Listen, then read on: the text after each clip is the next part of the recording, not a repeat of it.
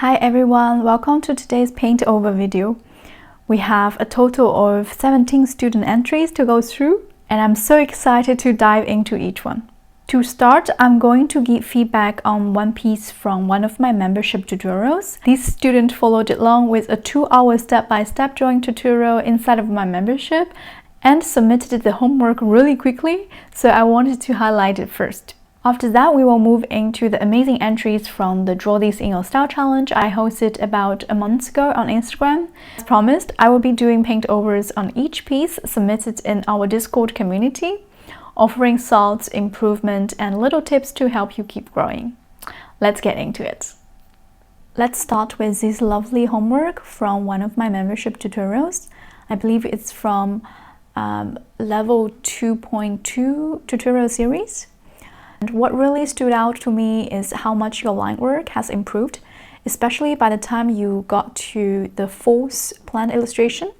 The lines there feel much cleaner, more confident, and well placed. So great job.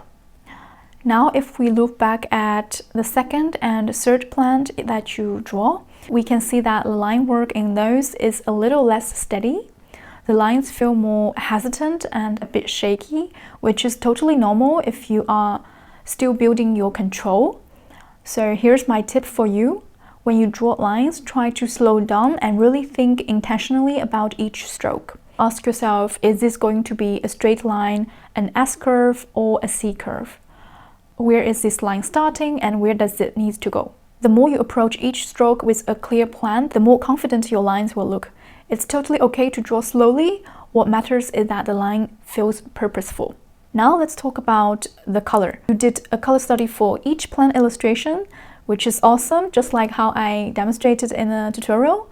But I noticed two common color mistakes. The first mistake is that you are choosing very low value colors. For example, the very dark green for the leaves. So when the value of a color is too dark, the color can look almost black and lose its identity. So try picking brighter, higher value greens for a cleaner look. The second issue is overly saturated colors. Super high saturation colors are very tricky to use. They tend to overpower an illustration. So for beginners, I always recommend starting with lower saturation tones, which are easier to balance and tend to look more natural. I've adjusted your color palette a bit in the paint over so you can see the difference.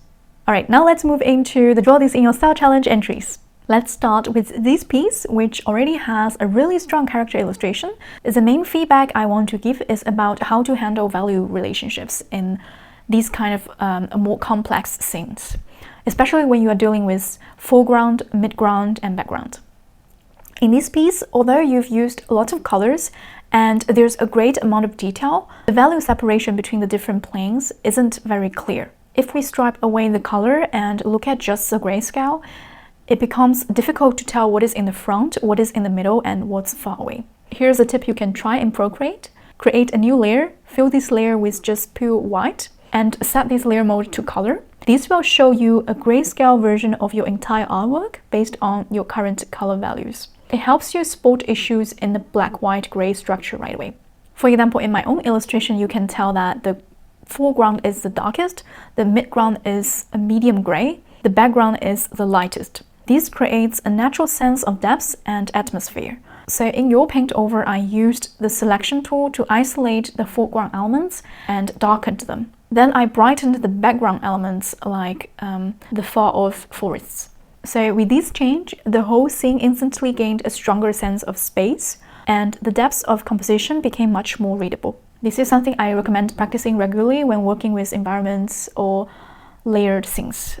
It will help your illustration feel a lot more dynamic. Alright, next up is this lovely entry. First of all, I want to say that your color choices are very nice. You've picked low saturation tones, which are much easier to work with, especially for beginners. The overall palette feels soft and comfortable on eyes, so that's a huge strength in your piece. Now let's talk about some areas you could improve. One thing I noticed is that your line work relies a lot on curved shapes, especially when drawing the character and the hair.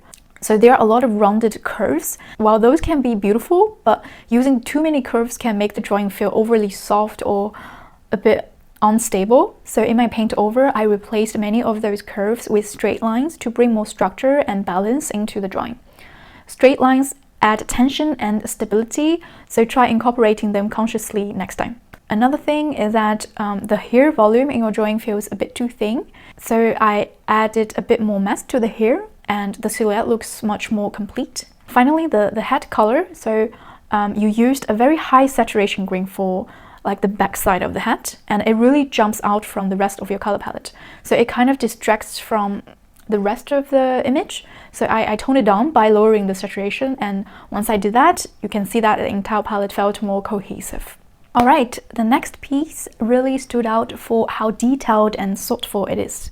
You carefully put a lot of effort into this, so overall, well done. There's just one area I want to focus on that I think could really elevate the entire piece, which is the skirt. So when I draw for illustration, it's not the same as drawing a realistic photo. Illustration is all about, for me, illustration is all about simplifying and stylizing. So you don't have to capture every tiny fold or texture from your reference. Instead, think about how to suggest those details with fewer shapes. For example, when I draw closing folds, I try to summarize the shape into something clear and readable. A technique I often use is to break the folds into triangle shapes, often one large, one medium, and one small. In my paint over of your drawing, I simplified the skirt by changing the fold pattern, and I used triangle-based shadows. I selected those triangle shapes and made them just a bit darker than the base color. These small adjustments made a big difference. The skirt suddenly feels more structured and visually appealing. So I hope this helps you with future illustrations. Alright, let's take a look at this next piece. First, I want to say that your color palette is absolutely lovely. The tones you chose feel warm and cohesive, like really a sunny day. You did a great job capturing the light and comfortable mood, so well done. Now let's talk about like human body proportion. Looking at your character, it seems like you were aiming for a 6-7 head body ratio, which is a common and appealing stylized proportion in illustration. However, the head currently looks too large for that ratio, so in my paint over, I slightly scaled down the head to better match the body size. The other thing I noticed is with the right arm, on the left side of the drawing, so the right arm of the girl, it's a bit too short, especially the upper arm ends too high. In most human figures, the elbow falls around the waistline. So I extended the arm just a bit, and right away the whole pose felt more balanced. You can see that when I'm adjusting your character, I used a lot of the liquify tool in Procreate. I use it very often when I'm like sketching. So if something looks a little off, trust your eyes and gently nudge it until it feels right. Especially when you are drawing people, small proportion tweaks can make a big difference. So overall, amazing atmosphere and color work. Just keep refining your figure drawings and use tools like liquify to help catch proportion issues early. Now let's talk about this next entry. First of all, I really want to highlight something you did well, which is your color palette is very unified. None of the color feels out of place or overly saturated. And then I want to go over a few things I adjusted in the paint over. The first thing I noticed was the head. It didn't quite look like it was sitting on the character's head. It felt a bit like it was floating, like slightly above. So I selected the head area and changed the position. Just that small move made it feel more like grounded and believable. The head now is really like being worn by this character.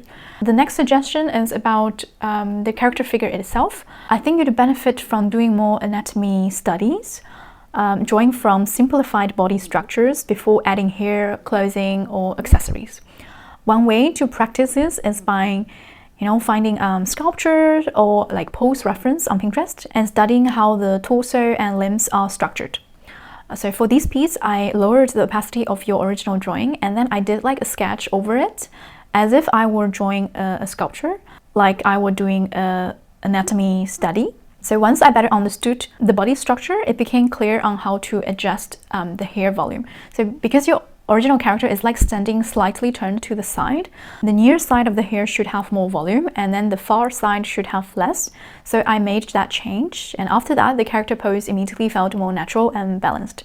Alright, next up we have this lovely anime style entry. From your drawing, I can clearly tell that you've got a very solid foundation. Like your hands, facial features and proportion are very well done. So great job on the line work and figure structure.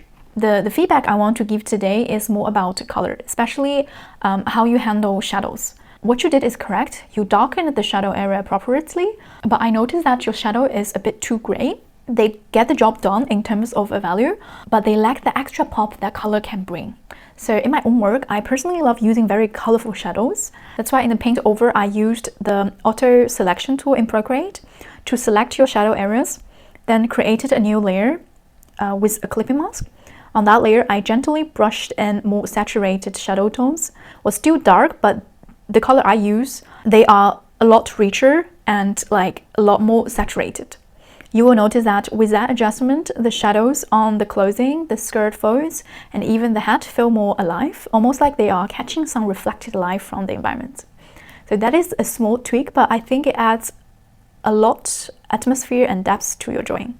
Alright, the next entry also feels very polished. Your drawing shows that you clearly have experience. So like the previous piece, my feedback is focused more on color than structure. So what stood out to me was how your shadow colors are handled.